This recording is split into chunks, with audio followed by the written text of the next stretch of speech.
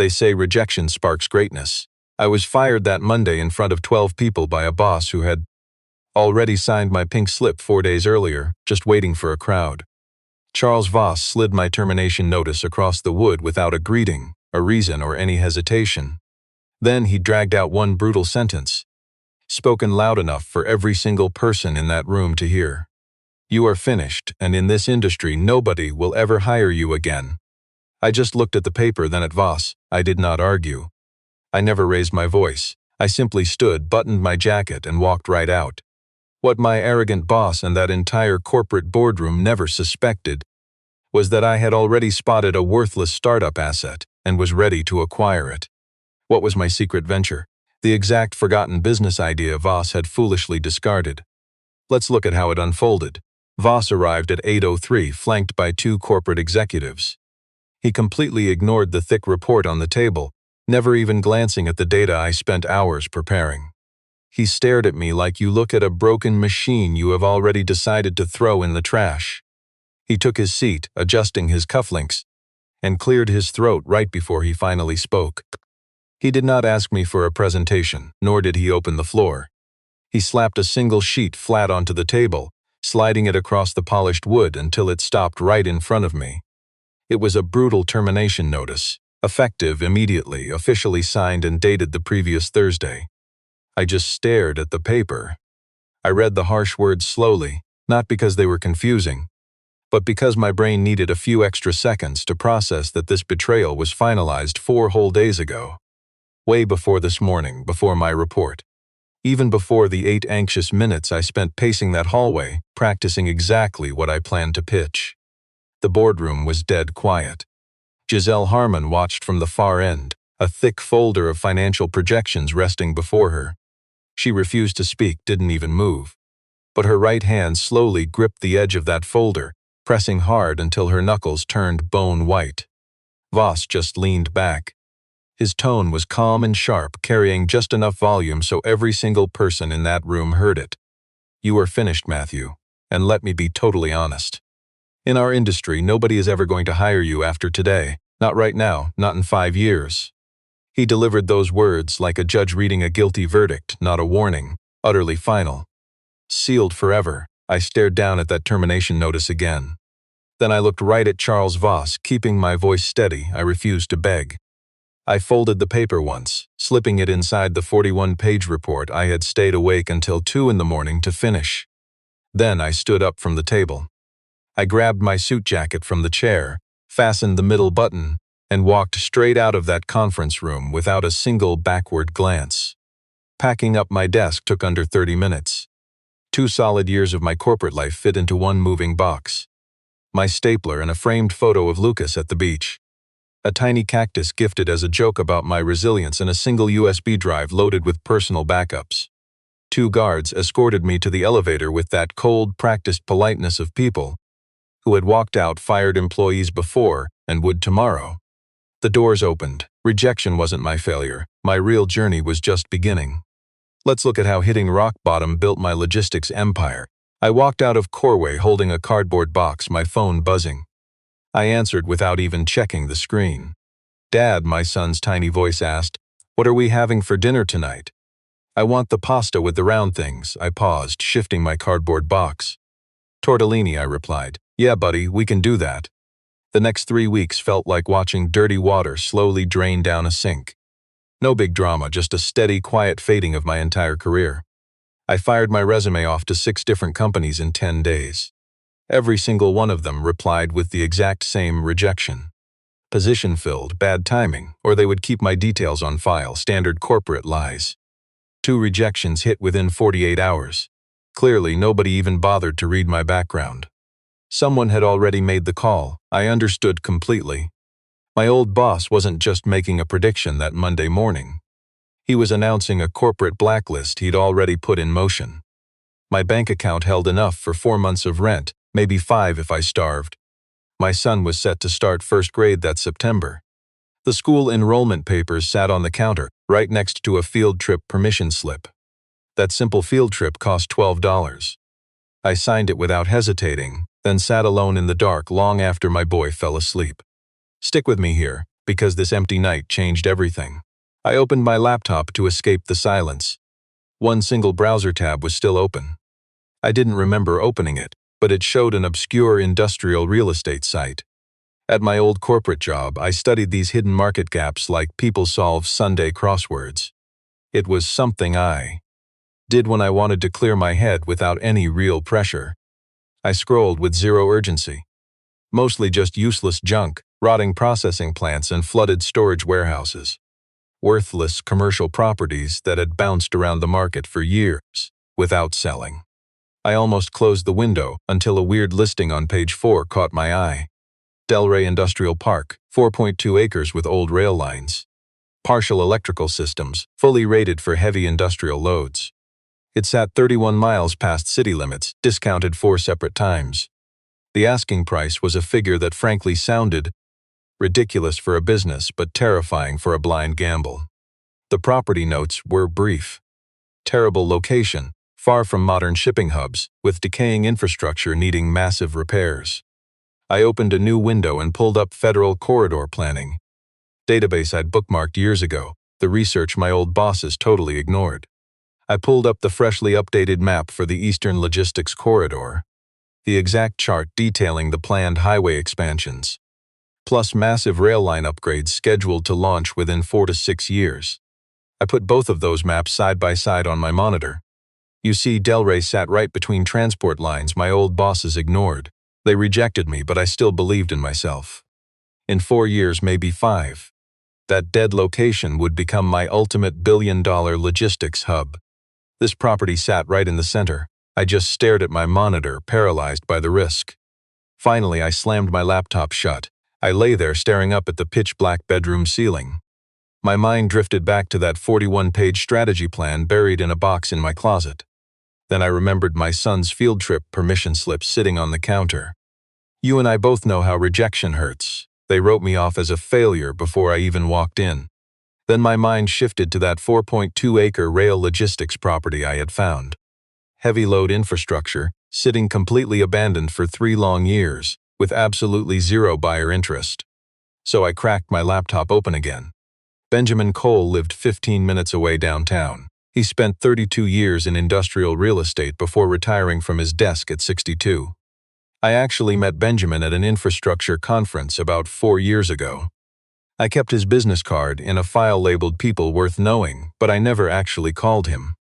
That night I finally made the call. We agreed to meet at a local diner on Wednesday morning. Benjamin was the kind of guy who ordered black coffee and quietly scanned the morning menu.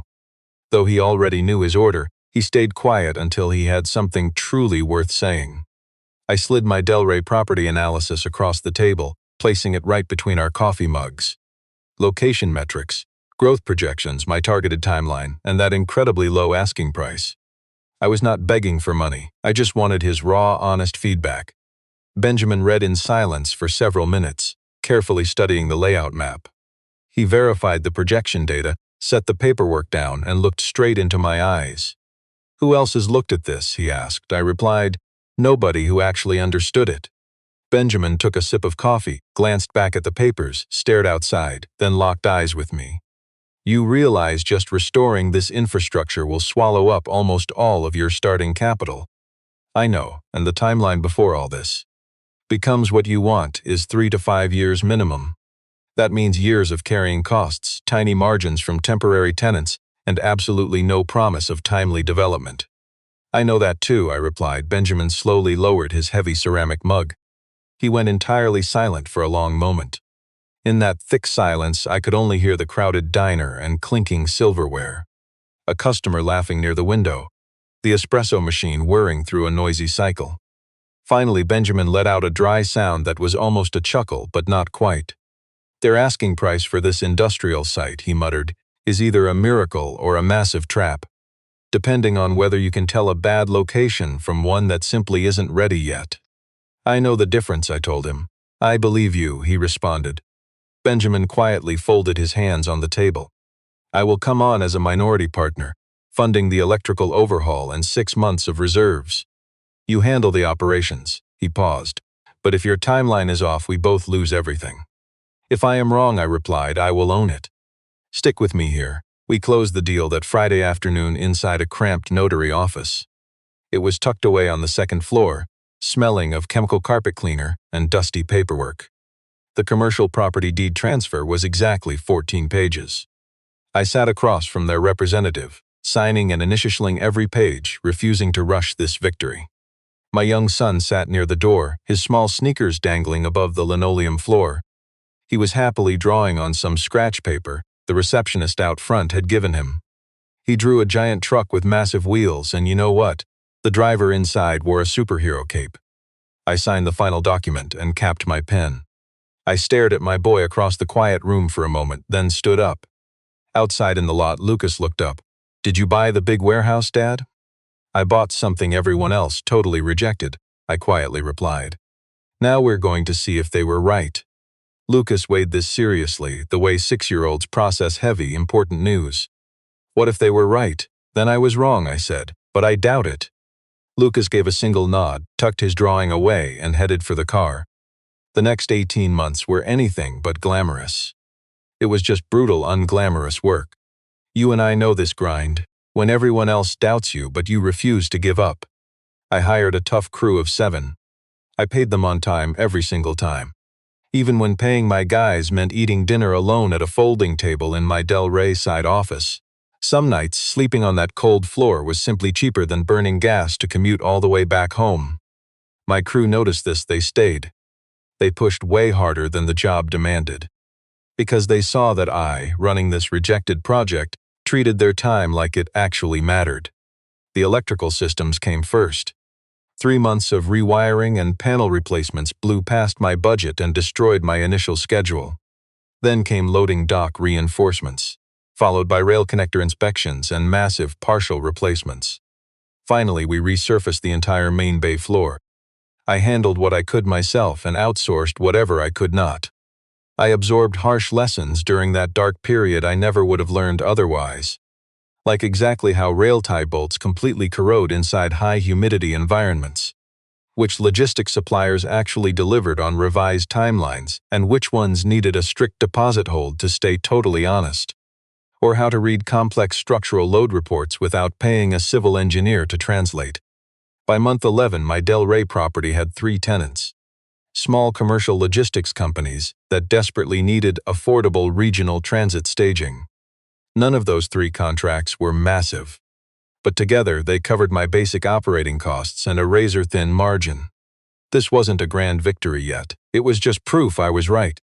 By month 13, an email arrived from an old Corway colleague, a guy who carefully kept in touch through casual periodic check-ins that always held way more inside information than they seemed to.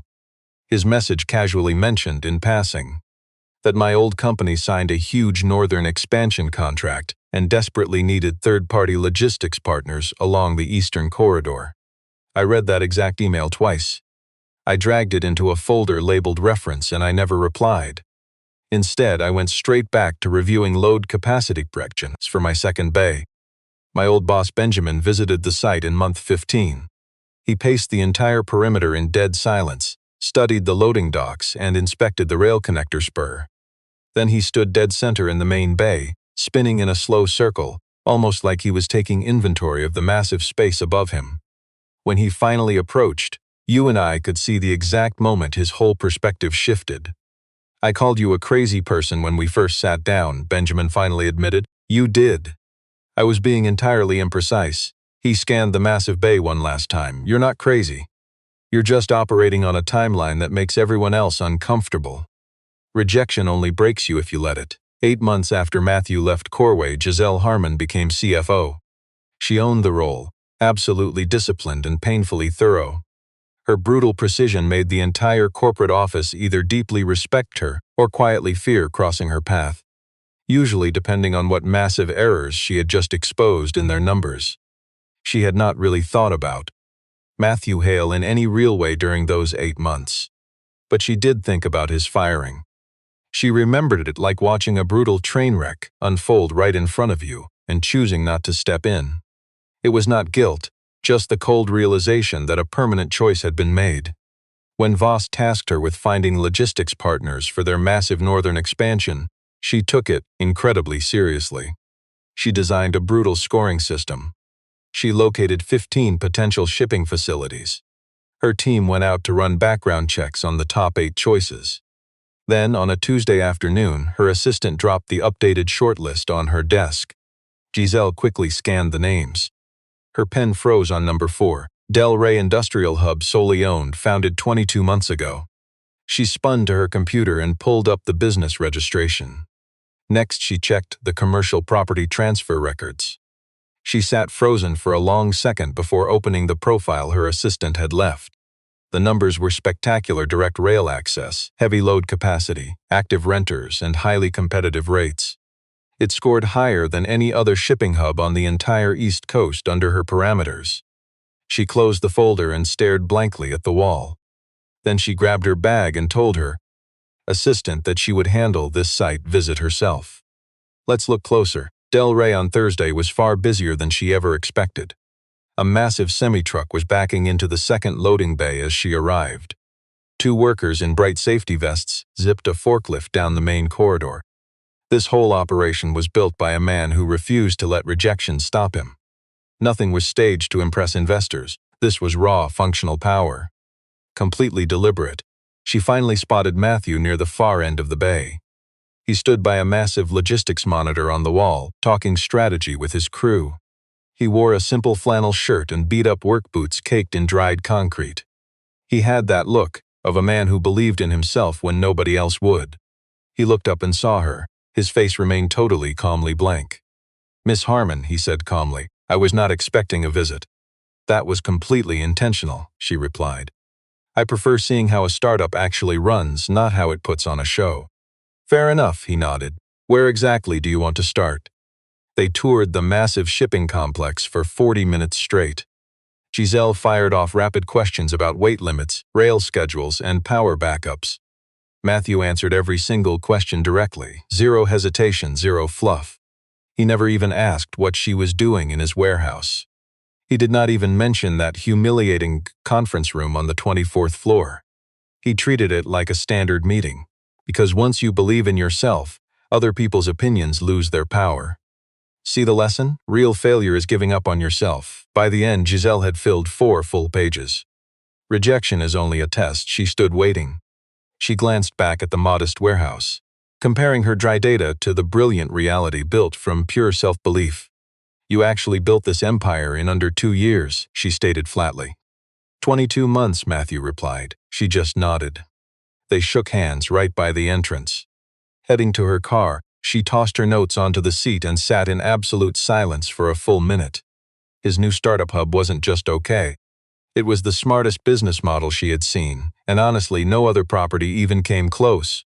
She tapped her fingers impatiently against the steering wheel. Then she finally started the engine. 3 days later, her official report handed to Voss ranked Del Rey as the ultimate winner. Number 1 out of 7 finalists, scoring the highest marks on location, infrastructure, and budget.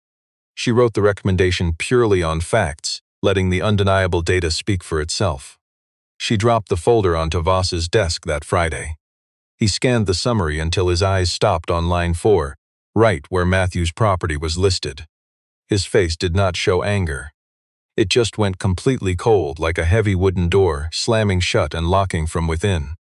He grabbed a pen, drew a thick, petty line right through Matthew's name, and flipped the folder over. "Find another vendor," he ordered. Giselle fully expected this spiteful move. On her morning drive, she had promised herself she wouldn't fight his fragile ego. She planned to accept the rejection silently and just process the standard paperwork. But staring at that petty ink crossing out all her hard work, she couldn't bring herself to blindly stay silent without asking the most obvious question. "This ranking comes directly from the scoring model you personally approved last September," she countered. "If Matthew's property has some fatal flaw in my analysis, I really need to address it." Voss glared at her with the fake, forced patience of a leader who loathes being questioned. "My reason," he snapped, "is that I said no." She turned and walked out. Back at her desk, she studied the regional transit map. Let's examine this genius move together. It was the same zoning data she had reviewed over and over since touring Matthew's site. trying to figure out how his forgotten property scored so incredibly well. Now his sheer genius was totally obvious. It hit her during her tour, how that abandoned rail line aligned beautifully with the city's upcoming transit expansion. Matthew had bought a discarded piece of land that held zero value today, believing in himself enough to bet it would explode into a billion-dollar gold mine. And he risked everything he had using his last savings right after being publicly humiliated and fired in front of all his coworkers. The petty boss claimed he was finished, but Matthew never stopped believing in himself, and he was right. She grabbed her phone, staring at Matthew's number for a long moment before finally hitting call. He answered on the second ring. This might sound incredibly weird, Giselle warned him, but you need to know your facility is getting yanked from the final shortlist. It has absolutely nothing to do with the data. It's personal. Dead silence hung on the line, but you and I know it wasn't the silence of defeat. It was the calm silence of a builder who knew that external rejection couldn't touch his self-belief. Thanks for telling me, Matthew said. You aren't completely furious? Anger doesn't change facts, he replied. This setback changes nothing. Another heavy silence. Giselle pressed the phone tighter, feeling his quiet confidence. What are you going to do? She asked. I'm not sure yet, Matthew replied. But I do appreciate the call, Miss Harmon, truly. The phone call lasted exactly 4 minutes and 30 seconds. Once it ended, Giselle set her phone down and stared blankly at the ceiling. She remembered his brilliant 41-page report right before they foolishly cast him aside for good. She pictured how he calmly stood up, buttoned his jacket, and walked out, undefeated. You and I know the cost of hiding the truth. She carried that heavy burden. She sat there, completely consumed by their mistake. Meanwhile, Matthew opened his laptop, pulling up the email for Eleanor Marsh. Eleanor had served on the Corway board for 11 years. She was never a warm or forgiving corporate player. She was completely data-driven, blind to how people felt about their personal struggles. But Matthew knew her well, after 3 years of restructuring projects together. She only cared about hard numbers that proved the truth. He didn't write to her as a bitter, rejected employee mourning a lost job. He wrote as a top analyst, exposing a massive risk in their corporate plans. He attached a 20-page document, no sob story, just pure, undeniable data. Soon after, the Nortec supply chain team showed up at Del Rey completely uninvited. They tracked down his forgotten facility using deep infrastructure data, relying on the exact same federal projection mapping Matthew had used, cross-referenced against private corporate scouting metrics. A team of 4 arrived Tuesday morning, spending 3 hours walking the massive property. They asked the exact same questions his foolish old boss had. Watch how he handles this. Matthew delivered perfect, specific, completely unhurried answers. The corporate team leader was a woman named Diana Forsyth. Shaking his hand after the tour, she promised to be in touch before the week ended. By Wednesday, she sent over a formal letter of intent for a massive long-term regional contract. Believing in himself, Matthew signed his billion-dollar ticket that very afternoon. He took his son Lucas out for tortellini that evening. When Lucas asked what they were celebrating, Matthew smiled and said they were just marking a moment. What's the difference? Lucas asked. Celebrating happens when a journey ends, Matthew told his son. Marking is for when greatness begins. Lucas ate his pasta and thought about that. Meanwhile, back at Corway, Eleanor Marsh finally read the document Matthew sent. Actually, she read it twice. Then she grabbed their third-quarter projections, comparing them line by line against Matthew's brilliant cost analysis. The massive financial gap was completely real. A $2.3 million yearly difference between the optimal logistics partner and their next best option. You and I know what that means, a fatal gap compounding massively over 18 months. She immediately dialed Matthew's personal number. You sent me a deep financial analysis, she said, without any hint of what you want. I just wanted someone to hold the correct data, Matthew replied. What happens next is not my problem. Eleanor held the phone in stunned silence. You know this puts me in a terribly difficult position. I know it gives you accurate info, my former boss snapped. Surviving the fallout was brutal, but Giselle finally called a board review. On paper, it looked like a basic risk assessment for the Northern Corridor rollout. They totally bypassed Voss, He had no clue before the notice actually dropped.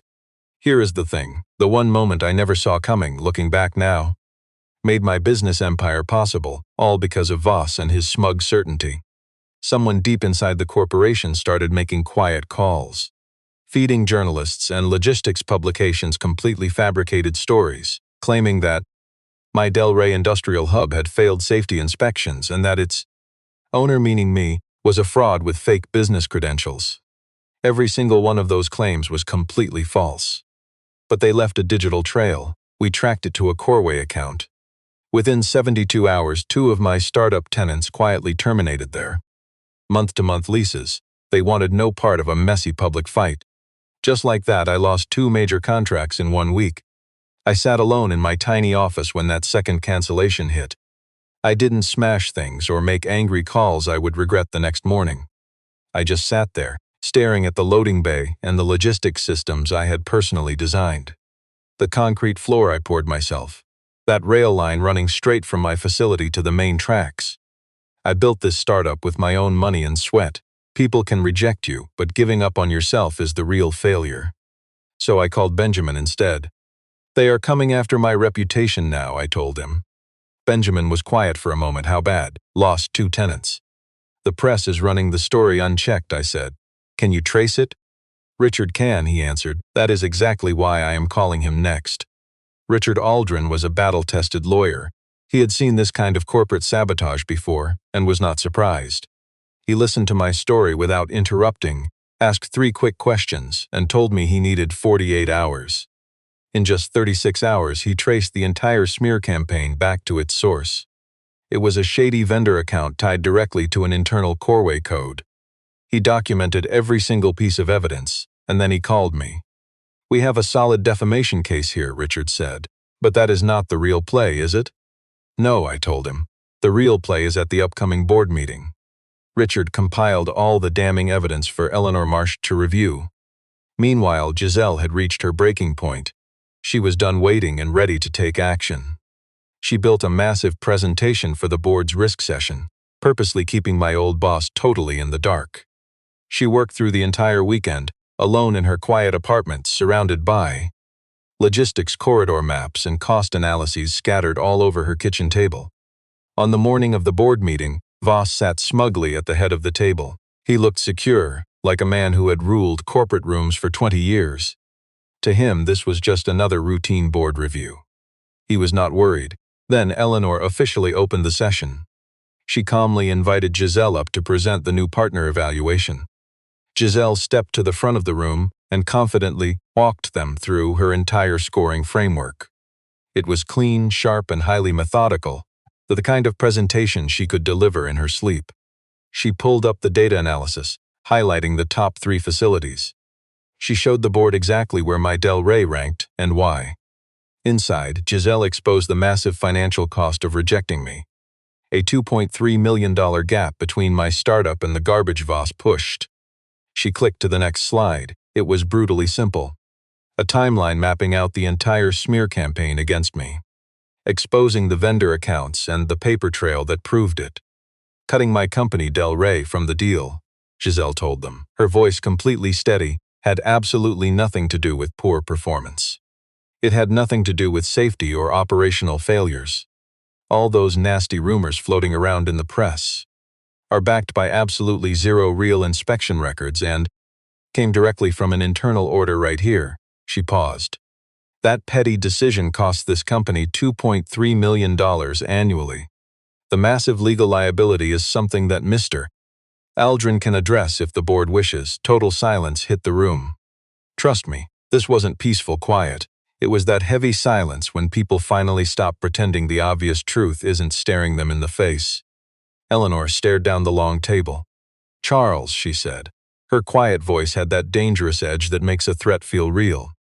The boss who rejected me sat up. The board doesn't run this company, he snapped, desperate. I do. Eleanor locked eyes with him. The board decides who runs this company, she said. And we review that choice whenever we are handed hard proof of reckless decisions that expose us to severe financial and legal risk. She turned to the room. I'm calling for an immediate procedural pause right now. By that afternoon, Charles Voss was suspended, facing a full internal review. It was handled quietly, the way boardroom executions go when the proof is undeniable. He left without making a scene. At 4:17, he slunk out in the same suit he wore to that meeting. By next Monday, Nortec officially signed the deal with my once-forgotten startup. A massive 3-year regional anchoring contract, with 2 optional extension periods locked in.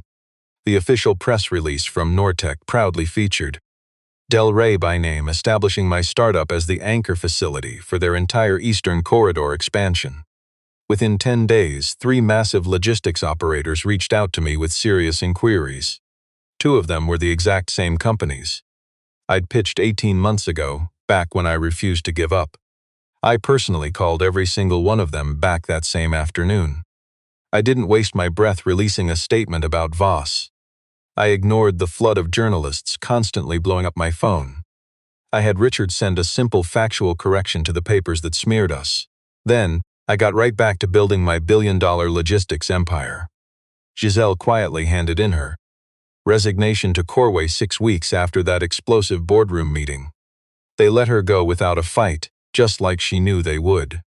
She spent those weeks looking inward, having the tough conversations needed to figure out exactly what kind of work she wanted to pursue and exactly what kind of leader she wanted to align herself with. You and I both know real failure is giving up on yourself, so her choice was simple. She simply sent me a quick email, purely professional, letting me know she'd left Corway and was open for independent consulting work. Her message was brutally brief. You and I know that tone. She ended with one heavy sentence that clearly took her longer to write than the rest of the email combined. She apologized for staying silent when they fired me, offering no excuses. I replied within an hour, telling her I appreciated the gesture. I mentioned I was expanding, hinting at challenges she would find irresistible. I invited her to check out my new setup whenever she could. She showed up on a Thursday, 6 months after they threw me out. Morning sun lit up the loading bay, making the concrete look as solid as the business I was quietly building. She was not here to judge me, my worth was already proven. She simply held a coffee and tucked a folder under her arm. She walked inside with the easy confidence of someone realizing this gritty industrial park was exactly where she belonged. My son Lucas was tagging along because school was out and single dads do not get days off. He was camped in the side office, lining up his toy trucks on the concrete in a precise, neat pattern. He looked up as Giselle walked in, studying her closely. He had that blunt, shameless stare that only a curious child can pull off. "Are you bringing my dad coffee?" he asked, "and some numbers?" "Yes," Giselle agreed. Lucas nodded, completely satisfied. "Dad loves numbers," he muttered, turning right back to his trucks. I stood at my desk, studying the massive Phase 2 expansion blueprint spread out.